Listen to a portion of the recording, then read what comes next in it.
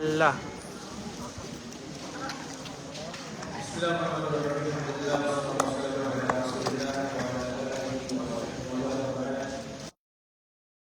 Wabarakatuh.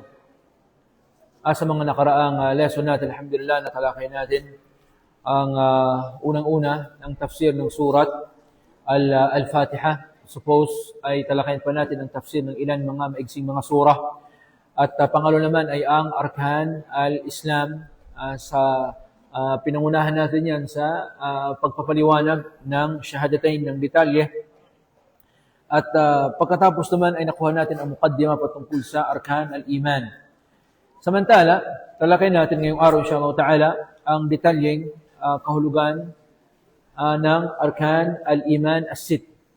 Al-Arkan al-Iman, yung saligan ng panampalataya natin sa Islam ay 6. Al-imanu billahi wa malaikatihi wa kutubihi wa rusulihi wal yawmil akhir wal iman bil qadari wa syarrihi. Na kung saan ay hindi magiging ganap ang panampalataya ng isang Muslim maliban na lamang na kapag siya ay naniwala sa 6 na haligi ng pananampalataya. So bilang isang Muslim, bilang isang mu'min, ay kailangan tanggapin natin at paniwalaan natin ang Arkan al-Iman as-Sitt. Ang anim na ito ay, ang asal na ito ay mula sa kitab at sunnah ng Rasul sallallahu alaihi wasallam, kung saan ay kabilang dito ay sa hadith ni Jibril alaihi salatu wasalam wa alaihi salam, nang siya ay nagkatawang tao at tumungo sa Propeta Muhammad sallallahu alaihi wasallam, at doon ay tinanong niya ang Rasul sallallahu alaihi wasallam sa ilang mga katanungan. Kabilang dito ay tinanong niya ang Rasul sallallahu alaihi wasallam patungkol sa Islam, at siya sinagot ng Rasul sallallahu alaihi wasallam. At ganoon naman tinanong niya ang Rasul sallallahu alaihi wasallam sa Arkanul Iman, at doon ay sinabi ng Rasul sallallahu alaihi wasallam, al-imanu an tu'mina billahi wa malaikatihi wa kutubihi wa rusulihi wal yawmil akhir wa an tu'mina bil qadari khairihi wa syarrihi. So nang dahil dito, hindi magiging ganap na Muslim ang isang tao hanggat hindi niya pinapaniwalaan itong 6 na pinapaniwalaan sa Islam o saligan ng paniniwala sa Islam. Samantala, ang unang rukun ng al-iman, ang unang saligan ng al-iman, ar-ruknul awwal wal imanu billahi. Ang unang haligi ng panampalataya, ang paniniwala sa Allah subhanahu wa ta'ala. At ang paniniwala sa Allah subhanahu wa ta'ala ay naglalaman ng mga sumusunod. Ang una, al-imanu biwujudillahi azza wa jalla. Ang paniniwala sa pagkairal o existence ng Allah subhanahu wa ta'ala. Tayong mga Muslimin, naniniwala na totoo ang Allah subhanahu wa ta'ala, na naniniwala sa existence ng Allah subhanahu wa ta'ala. Samantala, ang paniniwala sa wujud ng Allah subhanahu wa ta'ala, sa pagkairal ng Allah subhanahu wa ta'ala, sa existence ng Allah subhanahu wa ta'ala, ito ay mapapatunayan natin sa magitan ng maraming mga patunay. Kabilang dito ay ang al-aqlu, pangalawa naman ay ang al-hissu, pangatlo naman is ang al-fitrah, warabi' al-syar'. Ibig sabihin, ating mapapatunayan ang existence ng Allah subhanahu wa ta'ala sa magitan ng lohika, ng aql, at pangalawa naman is sa magitan ng al-hiss, sa magitan ng pakiramdam. At pangatlo naman ay sa pagitan ng fitrah, sa nature ng isang tao. At pang-apat naman o kalikasan ng isang tao. At pang-apat naman sa pagitan ng dalil mula sa kitab at sunnah ng Rasul sallallahu alaihi wasallam. Samantalang sa aql, mapatunayan natin ang existence ng Allah subhanahu wa ta'ala sa pagitan ng ating sariling pag-iisip. Nang dahil sa logically, hindi maaari na mayroong nilikha ng walang tagapaglikha. Logically, hindi maaaring mayroong nilikha na walang tagapaglikha. So nang dahil dito, sa magitan lamang ng matinong pag-iisip ng isang tao, ay mapapatunayan na sadyang mayroong isang Diyos na mayroong tagapaglikha. At kailanman, yung mga taong hindi naniniwala sa Diyos, hindi naniniwala sa Allah subhanahu wa ta'ala, ay sila ay lumabas sa kanilang lohika. Nang dahil dito, sinabi ng Allah subhanahu wa ta'ala bilang patanong sa mga taong hindi naniniwala sa Diyos, sa mga taong hindi naniniwala sa Allah subhanahu wa ta'ala, binanggit ng Allah subhanahu wa ta'ala ang isang talata bilang patanong patungkol sa mga taong hindi naniniwala sa Allah subhanahu wa ta'ala. At magitan ng mga tanong na ito ay mapapaniwala sa Diyos ang mga taong hindi naniniwala sa Allah subhanahu wa ta'ala. At ano ang mga katanungang ito? Sinabi ng Allah subhanahu wa ta'ala, Am khuliqu min ghayri shay'in am humul khaliqun am khalaqus samawati wal ard bal la yuqinun. So ilang katanungan? Tatlong mga katanungan. Tinanong ng Allah subhanahu wa ta'ala ang mga taong hindi naniniwala sa Diyos. Ang unang katanungan, Am khuliqu min ghayri shay'in? Sila bang mga hindi naniniwala sa Diyos ay nilikha ng walang tagapaglikha? Hindi pwede. Tama? Hindi pwede.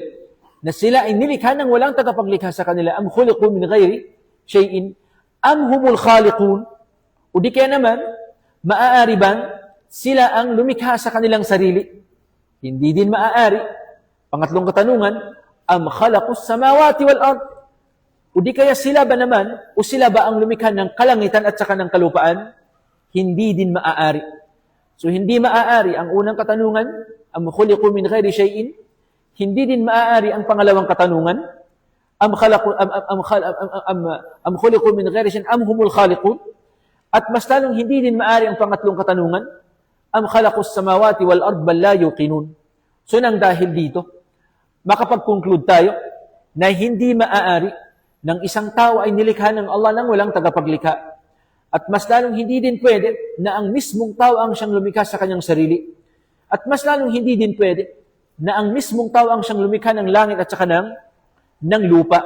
So ano ang pwede? Ang katanggap-tanggap lamang sa matinong pag-iisip ng tao na sadyang mayroong tagapaglikha. So maging sa lohika, sa logic, sa street word pa sabi pa nila ay sa pilosopo sabi pa nila, okay? Matatanggap din natin na mayroong tagapaglikha kahit ginamit natin ang ating talino. Pangalawa, bilhis. Ma ma'na al-his? Sa ating pakiramdam. Nararamdaman natin sa magitan lamang ng pakiramdam na sadyang mayroong tagapaglikha. Palatandaan yan na kung saan kapag ang isang tao ay mayroong pangangailangan, napapaangat ang kanyang mga mata sa langit. At napapaangat din ang kanyang dalawang kamay patungo sa langit nang dahil siya ay naniniwala na mayroong tagapaglikha. So damang-dama ng isang tao na sadyang mayroong tagapaglikha lalo pat sa mga oras ng kanyang mga pangangailangan. So yan ang pangalawang palatandaan, dalil na sadyang mayroong tagapaglikha. Al-thalith bil-fitrah. Ma ma'na al-fitrah? By nature, sa nature ng isang tao, sadyang ang isang tao naniniwala na mayroong tagapaglikha. Nang dahil dito, sinabi ng Rasul SAW, kullu mauludin yuladu ala al-fitrah. Lahat ng mga sanggol, sinabi ng Rasul SAW, ay yuladu ala al-fitrah. Sila ipinanganak na nasa kanila ang paniniwala sa Diyos. Faabawahu yuhawidanihi aw yunassiranihi aw yumajjisanihi. Subalit, ang kanyang mga magulang, ang silang dahilan kung bakit naging Hudyo ang bata, naging Kristiyano ang bata, o sila ang dahilan kung bakit sumasamba sa apoy ang kanilang mga anak. So nang dahil dito, ang original na estado ng isang bata, ng isang sanggol, nasa sa kanya ang paniniwala sa Diyos, nasa sa kanyang paniniwala sa Allah subhanahu wa ta'ala. Merong raw na video ng bago malunod yung lancha o yung barko sa Zamboanga City, naway kawaan ng Allah subhanahu wa ta'ala ang mga yumao mula sa mga Muslimin. Merong isang raw video na kumalat, na kung saan doon nakatuon ng pansin ang aking sarili. Habang palubog pa lamang ang barko, actually, nalubog na ang barko, at habang sumasaklolo ang mga tao, habang suot-suot ang kanilang mga life vest, ay subhanallah, ang naririnig ko mula sa Muslimin, maging sa mga non-Muslims, walang ibang salitang namumuntawi sa kanilang dila maliban sa Ya Allah, o Diyos ko, Diyos ko. Nananawagan. So, wala na silang panahon para tawagin ang kanilang rebulto. Sa mga hindi manampalataya, syempre, wala na silang panahon para manawagan sa tao, para manawagan sa mga kahoy, sa mga semento, sa mga rebulto, sa mga bato, bagkus lahat sila, maging mga Kristiyano, maging mga Muslim siyempre, ay tumatawag sa nag-iisang Diyos lamang. At yan ang kahulugan ng sinabi ng Allah sa huling talata ng surat Al-Ankabut. فَإِذَا رَكِبُوا فِي الْفُلْكِ دَعَوُوا اللَّهَ مُخْلِصِينَ لَهُ الدِّينَ. Kapag sila ay sumakay sa isang barko at muntikan ng malunod ang kanilang sinasakyang barko, فَإِذَا رَكِبُوا فِي الْفُلْكِ دَعَوُوا اللَّهَ. Sila ay nananawagan at nagsusumamo sa Allah subhanahu wa ta'ala. Bima'na sila nagdudua sa Allah subhanahu wa ta'ala. فَإِذَا رَكِبُوا في الْفُلْكِ, الفلك بمعنى السفينة. فإذا ركبوا في الفلك دعوا الله مخلصين له الدين فلما نجاهم إلى البر إذا هم يشركون. Subalit nang sila ay niligtas ng Allah subhanahu wa ta'ala fi barril aman, nang sila ay niligtas ng Allah subhanahu wa ta'ala mula sa kapahamakan, mula sa pagkalunod, idha hum yushrikun. Bigla na lamang na sila ay nagtambal sa Allah subhanahu wa ta'ala. Lang dahil dito, bil fitrah, by nature, ang isang bata, ang isang tao ay naniniwala sa Allah subhanahu wa ta'ala. Yan ang pangatlong dalil sa existence ng Allah ta'ala. Pang-apat naman, bisyar'i. Ibig sabihin, mula sa kitab at mula sa sunnah. Ayon pag Ibn Qayyim rahimahullah ta'ala, ay punong-puno ng dalil sa existence ng Allah subhanahu wa ta'ala. Bagay na hindi na natin isa-isahin pa yung mga dalil mula sa Quran at sa sunnah hanggang sa sobrang dami. So yan ang unang nilalaman ng al-imanu billah, na ang maniwala ng isang tao sa existence ng Allah subhanahu wa ta'ala. Pangalawa, al-imanu bi rububiyyatihi. Pangalawang nilalaman ng paniniwala sa Allah ta'ala, ang maniwala ka sa kanyang rububiyah. Nangahulugan lamang na maniwala ka ng Allah subhanahu wa ta'ala ang siyang Diyos, na lumikha ng lahat, na siyang tagatustos ng lahat, na siyang tagapangasiwa ng lahat. Yan ang ibig sabihin ng rububiyah, na walang ibang tagapaglikha maliban sa Allah. Walang nangangasiwa sa lahat ng mga nilikha maliban sa Allah Ta'ala. Walang nagbibigay ng rizq maliban sa Allah Ta'ala. Yan ang saklaw ng rububiyah. Yan ang pangalawa. Pangatlo, saklaw ng paniniwala sa Allah Ta'ala, al-iman bi uluhiyatillahi jalla wa ala. Ang maniwala sa pagka-Diyos ng Allah Ta'ala na siya lamang ang karapat dapat sambahin. So hindi sapat na maniwala ang isang tao na mayroong tagapaglikha ng Allah Subhanahu wa Ta'ala ang siyang tagapaglikha. Hindi magiging Muslim ng isang tao kung sapat na para sa kanya na naniniwala siya na mayroong tagapaglikha. Una, ang Allah subhanahu wa ta'ala tagapaglikha. Hindi yan sapat. Yani halimbawa, ang isang tao naniniwala ng Allah subhanahu wa ta'ala ang siyang tagapaglikha. Siya ba ay Muslim na kaagad? Ang sagot ay hindi. Bakit? Maging ang mga musyrikun, mga hindi manampalataya, kapag tinanong mo sila kung sino ang kanilang sinasamba, sila ay naniniwala sa Allah subhanahu wa ta'ala na siyang tagapaglikha. Maging sila ay naniniwala ng Allah ta'ala tagapaglikha. So anong kulang sa kanila? Al-uluhiyah. Ang paniniwala ng Allah subhanahu wa ta'ala ang siyang karapat-dapat lamang sambahin. At panghuling nilalaman ng paniniwala sa Allah subhanahu wa ta'ala, al-iman bi asma'ihi wa sifatihi. Ang paniniwala sa lahat ng mga pangalan at mga katangian ng Allah subhanahu wa ta'ala. Walillahi al-asma'ul husna fad'uhu biha. Bilang ahlus sunnah wal jama'ah, naniniwala tayo sa lahat ng mga pangalan ng Allah subhanahu wa ta'ala. Naniniwala tayo sa lahat ng mga sifat ng Allah ta'ala na kanyang binanggit sa Quran Al-Karim. O sa lahat ng mga pangalan at mga sifat ng Allah ta'ala na binanggit ng Rasul sallallahu alaihi wasallam. Lahat ng mga ito ay ating pinapaniwalaan nang walang paghahambing sa kanyang mga nilikha, nang walang pagbabago sa kanyang kahulugan, at walang pagpapalit ng kanyang mga kahulugan. So yan ang ating paniniwala sa mga pangalan at mga katangian ng Allah subhanahu wa ta'ala. Walang kailanman ugnayan ang paniniwala natin sa Allah, sa mga katangian ng Allah subhanahu wa ta'ala sa paghahambing ng kanyang mga katangian sa kanyang mga nilikha. Halimbawa, ang isang Muslim na naniniwala na ang Allah subhanahu wa ta'ala ay mayroong kamay, katulad ng binanggit sa Quran Al-Karim, Tabarakalladhi biyadihil mulk. Naniniwala ang isang tao ng Allah subhanahu wa ta'ala, taglay niya ang pagkakaroon ng kamay. So ano ang katayuan ng isang Muslim patungkol sa ganitong katangian? Madali lamang. Ang maniwala ang isang Muslim mula sa Ahlus Sunnah wal Jama'ah ng Allah subhanahu wa ta'ala ay taglay niya ang ganitong katangian na nauukol lamang sa kanyang nararapat lamang sa kanyang kadakilaan, nang walang paghahambing sa kanyang mga nilikha. So hindi nangangahulugan kapag ka naniniwala ang isang tao na taglay ng Allah Ta'ala ang katangian na meron siyang mata, taglay ng Allah Ta'ala ang katangian na meron siyang kamay, o taglay ng Allah Ta'ala ang katangian na meron siyang paa, na hinahambing na natin ang Allah Subhanahu wa Ta'ala sa kanyang mga nilikha. Yan ang pinagkaibahan natin at saka ng mga Asy'ariyah. Ewan ko lang kung nakarinig na kayo ng akida ng mga Asy'ariyah. Kasi para sa kanila, kapag ka naniniwala ka ng Allah Ta'ala ay mayroong kamay, nangahulugan ka agad para sa kanilang belief na hinahambing mo na ang katangian ng Allah sa katangian ng tao.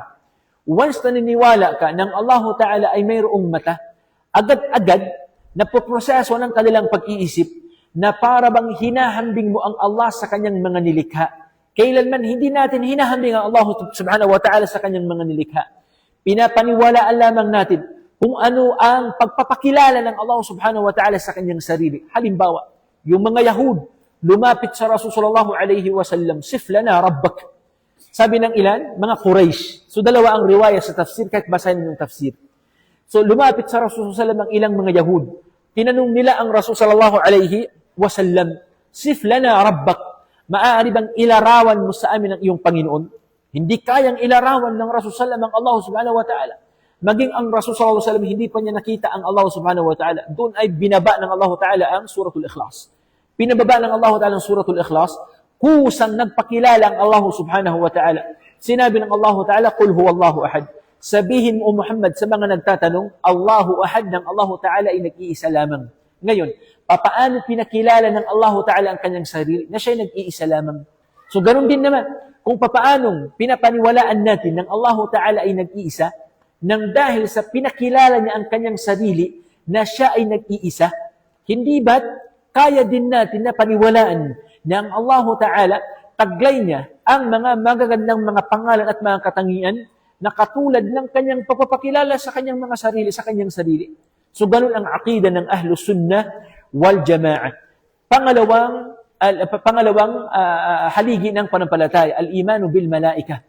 Tayong mga Muslimun naniniwala sa mga anghel na katulad ng binanggit ng Allah Ta'ala sa Quran al-Karim at binanggit ng Rasulullah sa kanyang mga hadith, na kung saan ang mga anghel na ito ay nilikha sila ng Allah Subhanahu wa Ta'ala mula sa nur, mula sa liwanag.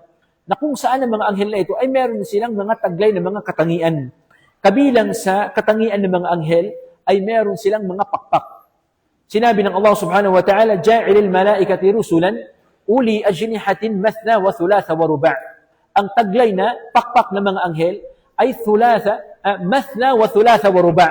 May mga anghel na tigdadalawa ang kanilang pakpak, may mga anghel na tigtatlo ang kanilang mga pakpak, at may mga anghel naman tig-aapat ang kanilang mga pakpak. So totoo na mayroong pakpak ang mga anghel.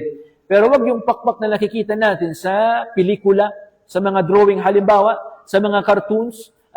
Allah Ta'ala a'lam bi kunhiha. Allah Ta'ala ang nakakaalam sa kanyang mga anyo. Ang mahalaga, kung ano ang nabanggit sa Quran, siyang paniniwalaan natin. Uli ajnihatin mathna wa thulatha wa ruba'. Samantalang si Jibril alayhis salam, nung unang beses nakita siya ng Rasul sallallahu alaihi wasallam sa kanyang tunay na anyo, sinabi ng Rasul sallallahu alaihi wasallam na si Jibril ay taglay niya ang 600 janah. 600 wings ang taglay ni Jibril alayhi assalam. Nahihigitan pa niya ang dami ng pakpak ng ordinaryong mga malaika. At ganoon din naman, ang mga anghel ay meron silang pag-iisip. Katulad ng sinabi ng Allah Ta'ala, "Hatta idha fuz'a an qulubihim." Meron silang mga puso at meron silang pag-iisip. "Hatta idha fuz'a an qulubihim qalu madha qala rabbukum." Ila akhir al-ayah. So maniwala tayo sa mga anghel. Maniwala tayo na mga anghel ay la ya'suna Allah ma amarahum wa yaf'aluna ma yu'marun. Hindi sumusway ang mga anghel sa mga utos ng Allah Ta'ala, bagkus lahat ng mga utos ng Allah Ta'ala ay kanilang sinusunod. At naniniwala din tayo sa mga anghel na mga pinangalanan ng Allah Ta'ala sa Quranul Karim o pinangalanan ng Propeta Muhammad SAW sa al-hadith an-nabawiyya o al-hadith an-nabawiyya. Katulad ng mga anghel na pinangalanan mismo ng Allah Ta'ala sa Quranul Karim ay si Jibrail at saka si Mikail. Sa ibang mga qiraan naman ay si Jibril at saka si Mikail. Jibrail at saka si Mikail. Si Jibril at saka si Mikail. So, isa lamang sila actually. So, kabilang sila sa mga pangalan ng mga anghel na pinangalanan ng Allah subhanahu wa ta'ala. So, yan ang ating paniwala sa mga anghel. Hindi maging ganap ang paniwala ng isang tao kung hindi siya naniniwala sa mga anghel. Ganun naman, pangatlong haligi ng al-iman is al-imanu bil kutub. Ang paniniwala sa mga aklat. Naniniwala tayo ng Allah Ta'ala ay nagpababa at nagpahayag ng ilang mga kapahayagan sa ilang mga sugo at mga propeta. At naniniwala tayo dito. Naniniwala tayo ng Allah Ta'ala, pinagkalooban niya ng Zabur, si Dawud alayhi salam, wa atayna Dawuda Zabura. At naniniwala din tayo ng Allah Ta'ala, pinagkalooban niya ng Injil, ng Ebanghelyo, si Isa alayhi salatu wassalam. At naniniwala din tayo na si Musa alayhi salatu wassalam ay pinagkalooban ng Allah Ta'ala ng, pinagkalooban ng Allah Ta'ala ng Taurah. At iba pang mga aklat na pinadala ng Allah Ta'ala sa mga sugo at mga propeta. At higit sa lahat, naniniwala din tayo sa Al-Quranul Karim. At naniniwala tayo na ang Quranul Karim ay nasikhun lima qablahu. Ibig sabihin, doon nagtapos ang mga batas sa pagbaba ng Al-Quran Al-Karim. Kung baga ang pinakahuling batas ay ang batas na nabanggit sa Quranul Karim. Nang dahil sa sadyang may mga batas na isinasabatas noon sa naunang mga panahon na hindi na isinabatas sa panahon ng Rasul sallallahu alaihi wasallam. Anong susundin natin? Ang susundin natin kung ano yung nasa batas ng Rasul sallallahu alaihi wasallam kasalukuyan. Sa panahon noon, pwede ka pang magsujud sa tao bilang paggalang.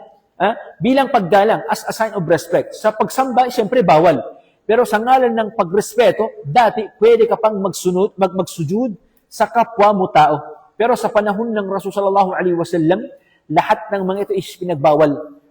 Fasjudu lillahi wa'budu. Ya ayyuhalladhina amanu irka'u wasjudu.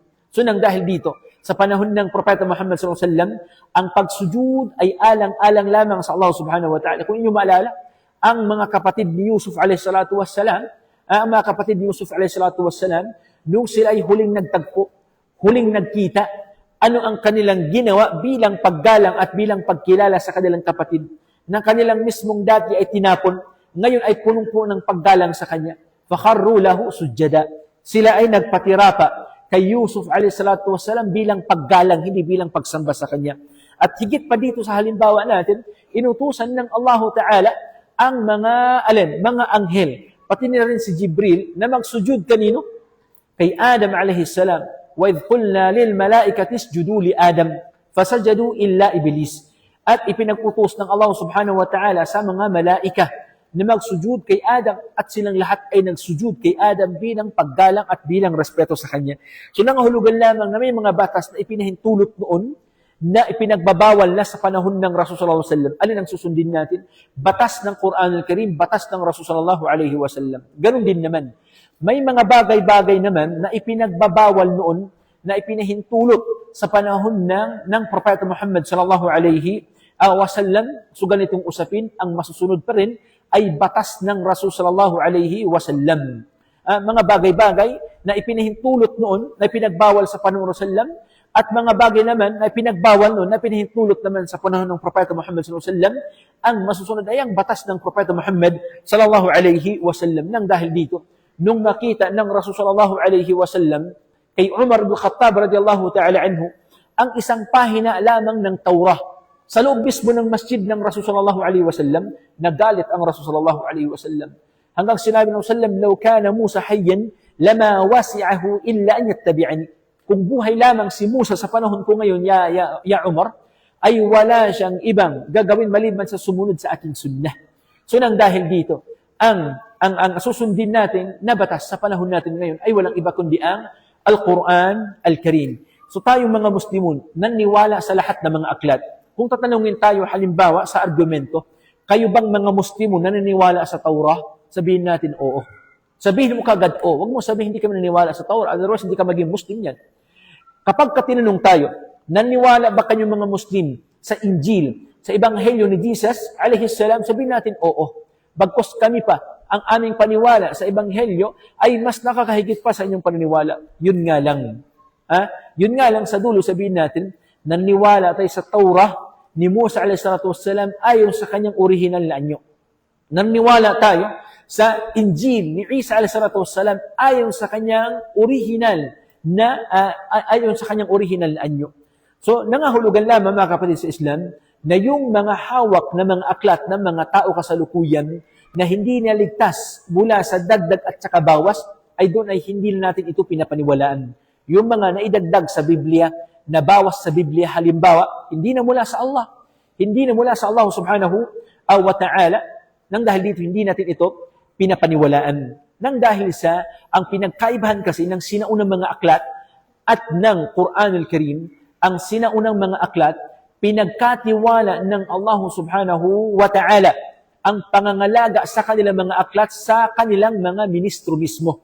Ibig sabihin sa mga tao mismo, pinagkatiwala ng Allah ang pangangalaga ng At-Tawra at saka ng Injil sa mga tao mismo. Ngayon, kung tao ang nangangalaga ng kanilang aklat, hindi ito makakaligtas mula sa dagdag at saka bawas maliban na lamang sa may takot sa Allah subhanahu wa ta'ala. Hindi naman utos sa kanila ng Allah. Nadagdagan nila at saka kanilang bawasan. Pero pangalagaan nila. Ang dalil sinabi ng Allah sa suratu Al-Ma'idah, bimastuhfidhu min kitabillah. Ibig sabihin nun, bimastuhfidhu min kitabillah, ay pinagkatiwala ng Allah ang pangangalaga ng kanilang mga aklat sa kanilang sarili. Yun ang kanilang misyon, yun ang kanilang trabaho, pangalagaan nila. Pero ano ang kanilang ginawa? Dinagdagan nila ang kanilang aklat, binawasan nila ang kanilang mga aklat. Kaya, kung tanungin mo halimbawa, ang Kristiyano, tinatanong natin dito, ay ang Katoliko at saka ng Protestante. Tanungin ninyo halimbawa, kung meron kang kilalang Protestante, mapapansin ninyo na mas manipis ang kanilang Biblia kung ikukumpara saan?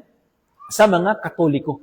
Nang dahil sa maraming mga aklat mula sa Biblia ng mga Protestante, ang kanilang tinanggal. Naniniwala sila nito hindi na salita ng Diyos. Pagmasdan, hindi ligtas ang kanilang aklat mula sa dagdag at saka sa bawas, maliban sa Quranul Karim. Quranul Karim, ang Allah subhanahu wa ta'ala ang mismong nangalaga dito. Ang Allah ta'ala ang nangalaga sa Quran al-Karim. Sinabi ng Allah subhanahu wa ta'ala, inna nahnu nazzalna dhikra wa inna lahu lahafizun. Kami, sinabi ng Allah ta'ala ang nagpababa nitong zikir ng Quran al-Karim at kami din mismo ang mangangalaga nito. So ang Allah ta'ala siya ang mangangalaga ng Quran al-Karim. At ang Quran al-Karim, na-preserve ang Quran al-Karim sa dalawang pamamaraan mula sa kapanahunan ng Propeta Muhammad sallallahu alaihi wasallam. Unang paraan, magitan ng pagsaulo ng Quran. Ibig sabihin, ang kung papaano bumaba ang Quranul Karim sa Propeta Muhammad sallallahu alaihi wasallam ay siya ring nasa ulo ng Propeta Muhammad sallallahu alaihi wasallam. Nasa ulo ito ng Propeta Muhammad sallam at nasa ulo din ng kanyang mga sahaba, companions, at nasa ulo din ng mga tabi'un at mga atba'ut tabi'in, mga henerasyon pagkatapos nila. Kaya, kung sakali man sa ganitong paraan sa pagsasaulo ng Quran, nagkamali ang isa sa mga sahaba ng isang talata man lamang mula sa Quranul Karim, andyan ang Propeta Muhammad sallallahu alaihi wasallam para iwasto ang kanilang pagkakamali. Kahit hindi pwedeng magkamali ang mga sahaba. At higit sa lahat, taglay ng mga Arabo ang talas ng memorya hanggang sa panahon natin ngayon. So yan ang unang pangangalaga ng Quranul Karim, dinaan sa magitan ng pagsaulo ng Quranul Karim. At ang pagsaulo ng Quranul Karim, alamin natin, itatak natin sa ating isipan, ang sasabihin ko ay madali lamang. Sinabi ng Allah subhanahu wa ta'ala, وَلَقَدْ يَسَّرْنَا الْقُرْآنَ لِلذِّكْرِ فَهَلْ مِنْ muddakir. At katotohanan sinabi ng Allah, pinadali namin ang pagsaulo ng adzikir ng Al-Quran Al-Karim, fahal min muddakir. Challenge ng Allah Ta'ala sa Suratul Qamar, fahal min muddakir. Sino ba sa inyo ang subukan niya na isaulo ang Quran Al-Karim? Fahal min muddakir. Walaqad yassarna Al-Quran. So pinadali ng Allah Ta'ala ang pagsaulo ng Quran. Yan ang unang preservation, pangalaga ng Allah sa Quran Al-Karim. Pangalawang pamaraan. Sumagitan ng pagsulat ng Quranul Karim sa panahon ng Propeta Muhammad sallallahu alaihi wasallam. Alam ba ninyo, sa panahon ng Propeta Muhammad sallallahu alaihi wasallam, habang bumababa ang talata, ayatan-aya, for the span of 23 years, ay sinusulat ng mga iskribo o tagasulat ng Propeta Muhammad sallallahu alaihi wasallam ang Quran. Sa mga balat ng hayop, sa mga matigas na dahon halimbawa, sa mga bato halimbawa, at iba pang mga surfaces na pwedeng pagsulatan, ay doon sinusulat nila ang bawat ayah na binaba sa Propeta Muhammad sallallahu alaihi wasallam. So, ang nangyari mga kapatid sa Islam, Hindi pwedeng magkaroon ng pagkakamali ang Quranul Karim. Maging sa panahon pa ng Propeta Muhammad SAW nang walang teknolohiya. Papaano? Nang dahil sa magkatugma yung sa ulo ng Propeta Muhammad SAW at ng mga sahaba sa Quranul Karim at ng nakasulat. Hindi pwedeng hindi magkatugma yung nakasulat dito at saka ng kanilang nasa ulo. At kung sakaliman na mayroong pagkakamali sa nasulat, kung sakali mang mayroong pagkakamali sa naisulat nila mula sa Quran, andyan ang daan-daan ng mga sahaba para magwasto sa pangunguna ng Propeta Muhammad SAW para iwasto ora mismo yung yung pagkakamali sa Quran, pero hindi ito nangyari. So kaya magkatugma yung naisaulo ng Rasul SAW mula sa Quran at yung nakasulat sa panahon ng Propeta Muhammad sallallahu alaihi wasallam sa Quran Karim hanggang sa dumating sa atin ang Quranul Karim at sinaulo natin kung paano sinaulo ng Propeta Muhammad sallallahu alaihi wasallam at yung mismong nuskha, kopya ng Quranul Karim ang siya ring mismong kopya ng Quranul Karim sa panahon ng Propeta Muhammad sallallahu alaihi wasallam. Ganyan na pangalagaan ang Quran Al-Karim. So lahat tayo naniniwala sa lahat ng al-kutub as-samawiyah maliban sa mga aklat na hindi naligtas mula sa pagkakamali. At yan ang pangatlong haligi ng al-iman. Pang-apat na haligi ng iman, al-imanu bir-rusul, ang paniniwala sa lahat ng mga sugo. Tayong mga Muslimun, anong pinagkaibahan natin mula sa mga Hudyo at mga Kristiyano? Madali lamang. Ito para sa larangan ng da'wah, para sa kapakanan ng ilang mga estudyante natin na nasa larangan ng da'wah.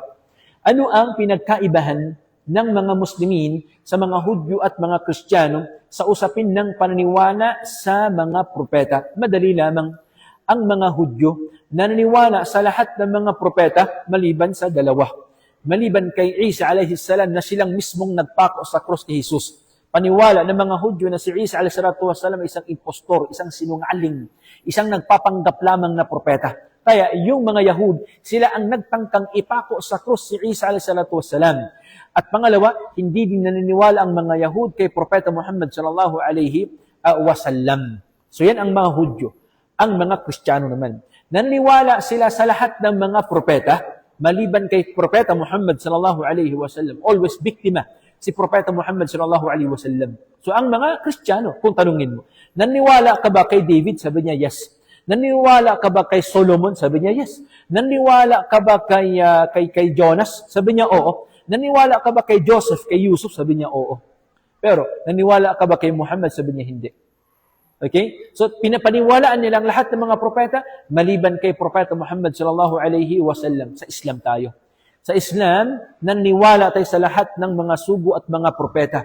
Nakaraang mga araw lamang ay binasa ng ating imam. La nufarriqu bayna ahadin, la nufarriqu bayna ahadin min rusuli. At kailanman, ang ating paniniwala sa mga propeta ay hindi natin pinag-iiba ang ating paniniwala sa mga propeta. Katulad ng mga Yahud, nu'minu bi ba'din wa nakfur bi ba'd. Yan ang tema ng mga Hudyo. Naniniwala kami sa ilan at hindi naman kami naniniwala sa ilan. Pero ang mga Muslimin, la nufarriqu bayna ahadin min rusulihi.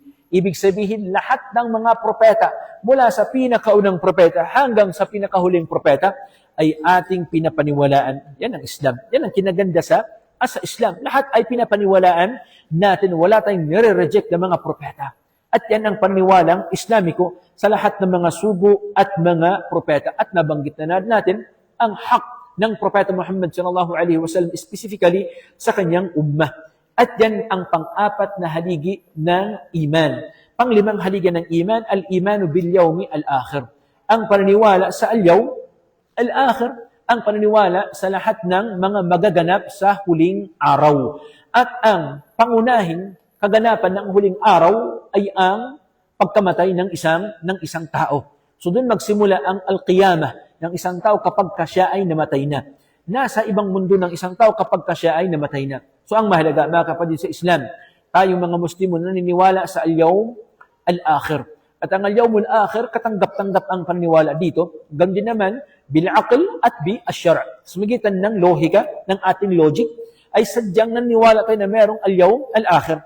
At higit lalo, naniwala tayo na merong al-yawm al-akhir mula sa Quran at mula sa Sunnah ng Propeta Muhammad sallallahu alaihi wasallam. Ang dami ng mga ayat, sangkatutak ang mga ayat na nabanggit ang al-yawm al-akhir sa kitab ng Allah subhanahu wa ta'ala. Samantalang sa aql. So, aqliyan, logically, sadyang tanggap ng isang ordinaryo at matinong tao na sadyang merong al-yawm al-akhir. Bakit? Dito sa ibabaw ng mundo ay hindi nakakamit ng isang tao ang katarungan na kanyang ninanais. Okay? Hindi niya nakakamit kung minsan ang katarungan na kanyang ninanais. Pero kailan niya makakamit ang katarungan? Doon sa al-yawm al-akhir. So logically, ito ay katanggap-tanggap. Ganon din naman. Bakit gumagawa ng kabutihan ng isang tao? Samantalang walang tao nakakita sa kanya. Bakit siya gumagawa ng kabutihan? Nagsasadaka halimbawa, walang tao nakakita sa kanya. Nagpupuasa, walang tao nakakita sa kanya. Nang dahil sa kanyang natitiyak niya at naniniwala siya na mayroong al-yawm al-akhir, yawmul jaza, na doon ipagkalog ng Allah subhanahu wa ta'ala sa kanyang gantimpala. Bilang isang matinong tao, andyan yung bangko, nakaabang. Okay? Bakit hindi na lamang ransakin ng isang tao yung bangko at maging mayaman siya instantly? Hindi na kinakailangan mag-aral, hindi na kinakailangan ng lisensya, hindi na kinakailangan ng bar exam. Instantly, maging milyonaryo ka kaagad. Pero bakit hindi ginagawa ng isang ordinaryong tao? Nang dahil sa nananiwala siya na kung sakali man na hindi siya maparusahan dito sa mundo, alam niya na mayroong parusa sa al-yawm al-akhir. So higit sa lahat ay nabanggit ang dalil mula ng al-yawm al-akhir, isang katutak na dalil sa Quran at saka sa sunnah ng Rasul sallallahu alaihi wasallam. Hindi maging ganap ang paniniwala ng isang tao kung hindi siya maniwala sa al-yawm al-akhir. At yan ang panglimang haligi ng al-iman. Ibig sabihin, tapos ng ating muhadara, alhamdulillah. Ar-ruknu sadis, al-imanu bil-qadar, khayrihi wa syarrihi. Ang paniniwala sa al-qadar. Maniwala tayo sa al-qadar, sa mga tadhana na tinakda sa atin ng Allah Ta'ala. Alamin natin na lahat ng mga nangyayari at mangyayari pa lamang ay tinakda ng Allah Subhanahu wa ta'ala sa atin. Minsan natanong ako ng aking estudyante yung sa Saudi Arabia. Sabi niya, maging yung pag-aasawa ba ay qadar mula sa Allah Subhanahu wa ta'ala. Siguro na confuse siya. Nang dahil sa normally yung lalaki ang naghahanap ng kanyang mapapangasawa. Perhaps yung babae. Okay?